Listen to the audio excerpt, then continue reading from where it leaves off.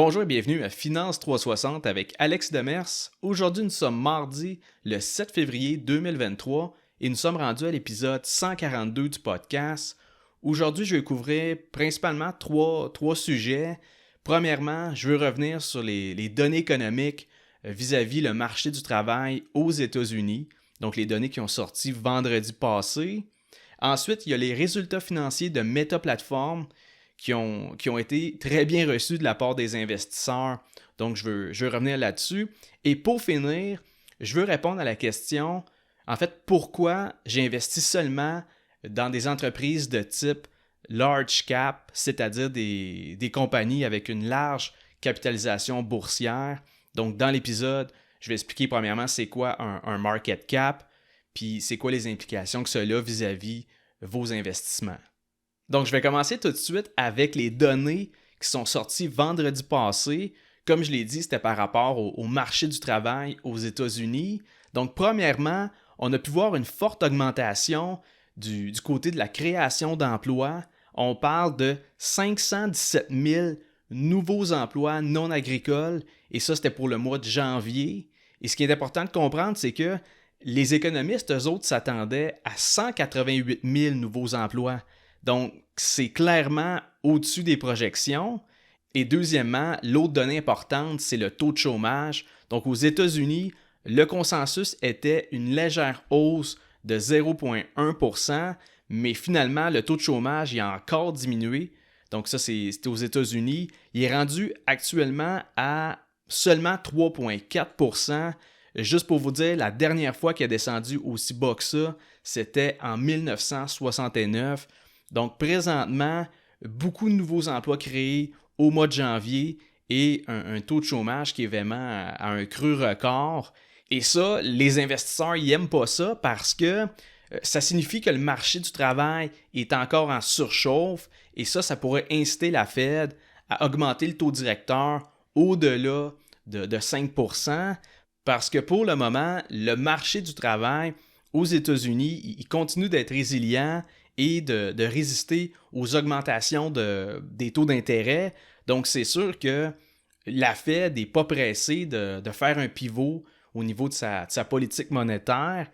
Et c'est pour ça que vendredi passé, quand les données par rapport à la création d'emplois et le taux de chômage ont été dévoilés, ben les marchés boursiers ils ont plongé dans le rouge parce que dans le fond, les investisseurs ils misent sur une pause du côté de la hausse du taux directeur et pour que ça arrive, il faut qu'il y ait un certain ralentissement de l'économie et normalement, ce ralentissement-là va se refléter du côté du marché du travail, entre autres dans la création d'emplois et vis-à-vis le taux de chômage.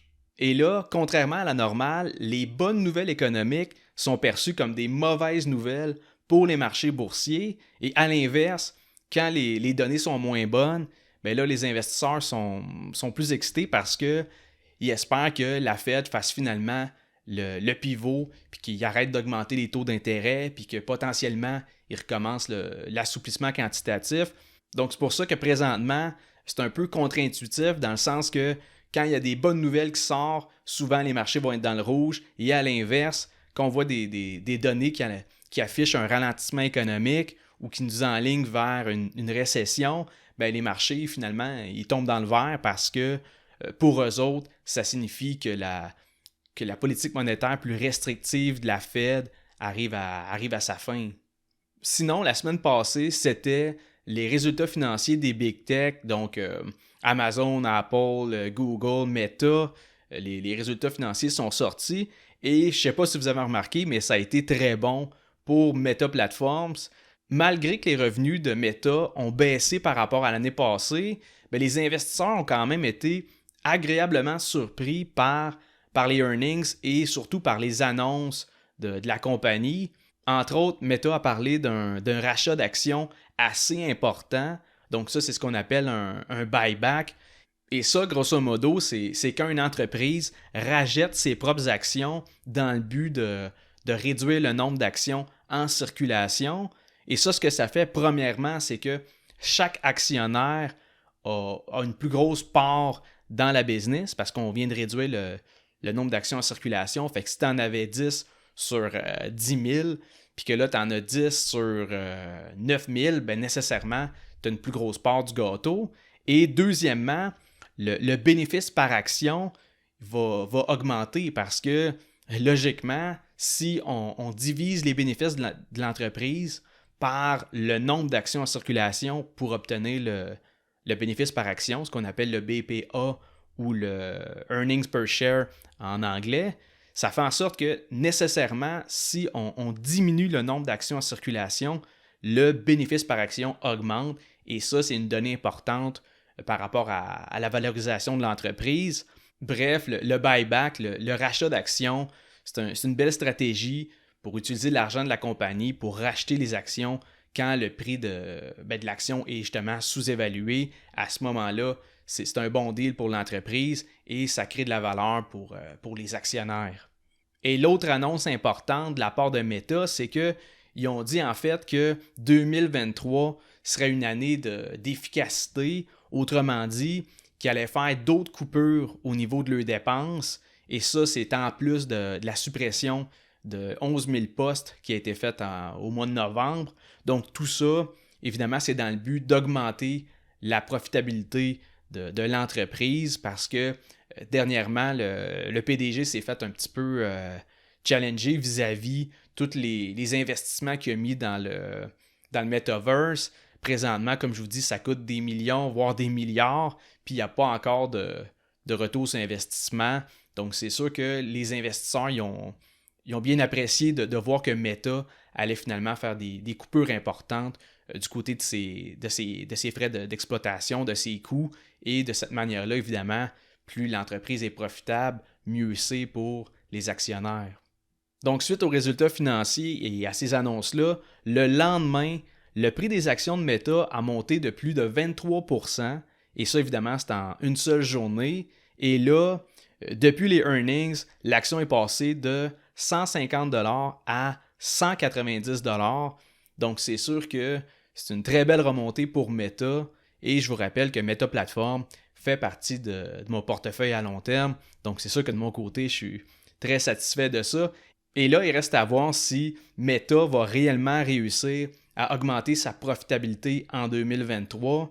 De mon bord, si je regarde du côté du nombre d'utilisateurs actifs sur Facebook, Instagram, je pense qu'il y a encore énormément de monde sur ces plateformes-là. Donc, les gens ont encore intérêt à mettre de la pub là-dessus. Donc, de mon côté, j'ai encore confiance en Meta, du moins pour le court terme, les prochaines années. Ensuite, on verra s'ils sont encore compétitifs du côté de la publicité en ligne. Mais pour le moment, je conserve mes actions dans Meta. Sinon, je vais aussi faire une petite parenthèse avec les earnings de Google qui sont sortis en fait la semaine passée. Et les résultats financiers étaient en dessous des attentes des analystes, autant du côté des revenus que des bénéfices. Par contre, hier, Google a dévoilé quelque chose d'intéressant. En fait, c'est qu'ils ont annoncé qu'il y avait leur propre robot conversationnel qui était en phase de test et que là, ils comptaient faire le lancement officiel dans les prochaines semaines. Et le robot conversationnel de Google se nomme Bard, donc B-A-R-D. Et évidemment, l'objectif de ce chatbot-là, c'est de contrer ChatGPT.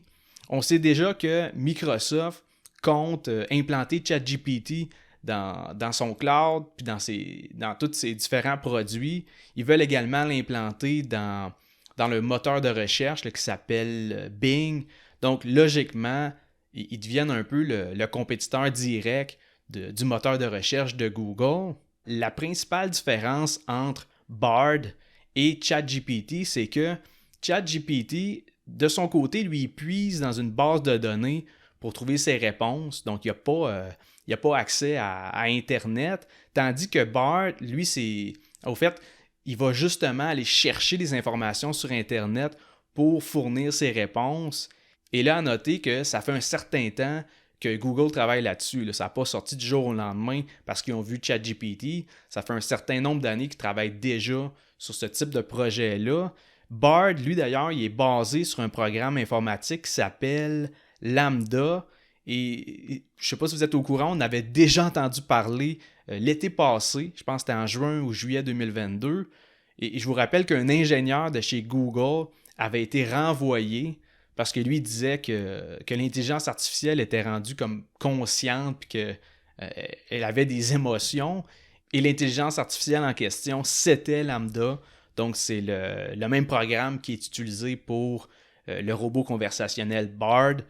Et là, j'ai hâte de voir, en fait, de pouvoir comparer entre le chatbot de Google versus le ChatGPT avec Microsoft, voir qu'est-ce que chacune de ces entreprises-là va réussir à faire avec les robots conversationnels, puis de voir, en fait, le potentiel de Bard vis-à-vis ChatGPT. Sinon, dans l'épisode d'aujourd'hui, je veux répondre à une question qui m'a été souvent posée. Et comme je l'ai dit au début, la question, c'est par rapport à ma stratégie d'investissement pour mon portefeuille à long terme, mais par rapport à l'aspect du market cap, donc de la capitalisation boursière des titres dans lesquels je vais investir. On me demande souvent pourquoi j'investis seulement dans les grandes entreprises, des entreprises qui sont catégorisées comme des large cap ou même des méga cap. Quand on parle de large cap, on parle d'une capitalisation boursière de plus de 10 milliards. Et là, pour ceux qui ne savent pas c'est quoi une capitalisation boursière, en anglais, premièrement, c'est market cap. Et pour faire le calcul de tout ça, on va prendre le prix de l'action multiplié par le nombre d'actions en circulation. Juste pour vous donner un exemple simplifié, là, disons qu'il y a une compagnie qui affiche un prix de 5 $ par action et qui a 1 million d'actions en circulation, le market cap de cette compagnie-là serait de 5 millions. 5 $ fois 1 million, logiquement 5 millions. Et théoriquement, le 5 millions, ce serait le montant que tu devrais payer si tu voulais acheter la compagnie au complet au prix du marché. Donc, en résumé, voyez le market cap ou la capitalisation boursière comme étant la valeur de l'entreprise si quelqu'un voulait l'acheter au complet au prix d'aujourd'hui, au prix du marché. Tout ça pour dire que de mon côté, les compagnies qui font partie de mon portefeuille, c'est toutes des entreprises avec des énormes capitalisations boursières. Juste pour donner un exemple, les plus petites compagnies que je suis actionnaire, c'est Kellogg avec un market cap de 23 milliards. Il y a TELUS qui vaut 40 milliards et Banque de Montréal, BMO, qui a un market cap de 95 milliards. Tout le reste, c'est tout au-dessus de 100 milliards de capitalisation boursière. Donc, vous pouvez voir que personnellement, je n'investis pas dans les small cap ou même les mid cap, encore moins les micro nano cap. Autrement dit, j'achète pas d'actions de compagnie qui se trouvent en bas de 10 milliards de market cap. Et la raison derrière ça, c'est que mes transactions spéculatives, j'ai fait avec le day trading, avec le swing trading. Ces moves-là, plus à court terme, c'est là que je vais prendre plus de risques. Mais pour mon portefeuille à long terme, j'essaie vraiment de minimiser le risque global du portefeuille. Il faut comprendre qu'en incluant des actions d'entreprise avec une petite capitalisation boursière, oui, d'un bord, tu mises sur une business avec potentiellement des meilleures perspectives de croissance, du fait que ces entreprises-là, même si ce n'est pas des startups ou des nouvelles entreprises, ils sont loin d'avoir atteint le stade de maturité puis de verser des dividendes. Mais de l'autre bord, tu deviens quand même actionnaire d'une compagnie qui a les reins moins solides que les grandes entreprises de type large cap. Donc, tu te mets à risque que finalement, la business ait des difficultés financières, particulièrement dans un contexte où il pourrait y avoir un ralentissement économique, une récession.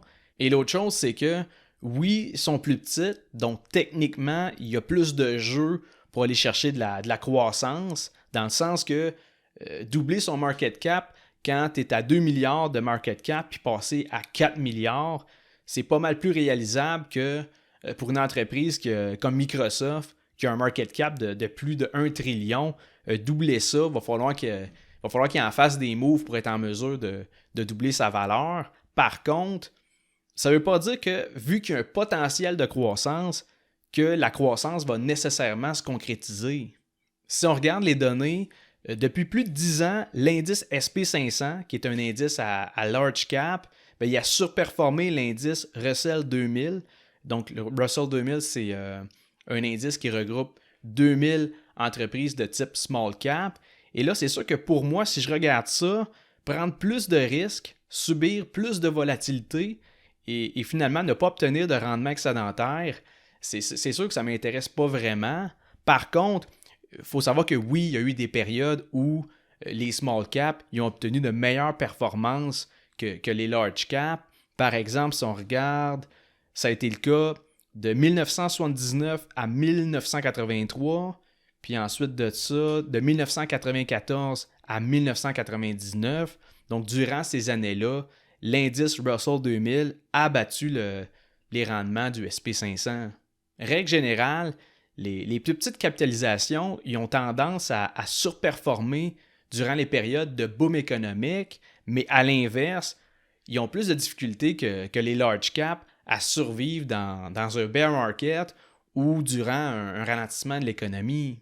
En résumé, pour que ça soit vraiment payant d'investir dans les small caps, il faut que tu parviennes à trouver celles qui vont décoller parce que, dites-vous que pour passer à la caisse, il faut que tu réussisses à pogner la compagnie qui va faire un x10, x20, x30, peu importe.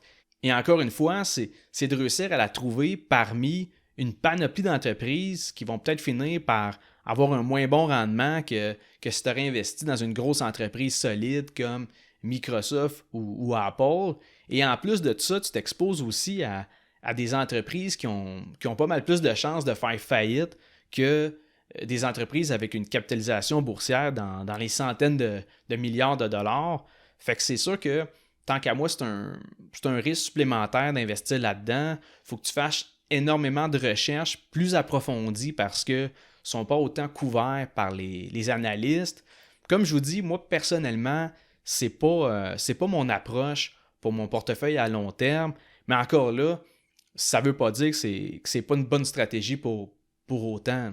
Au fait, si vous voulez voir une coupe d'entreprises de type small cap ou mid cap, vous pouvez regarder les titres qui font partie de l'indice Russell 2000. Comme je vous dis, c'est un indice américain qui regroupe des entreprises à plus faible capitalisation. Juste pour vous donner un exemple, il y a la compagnie de souliers Crocs. Elle a fait partie du Russell 2000 et l'entreprise affiche un market cap de 7 milliards. Donc, c'est une compagnie de type mid cap.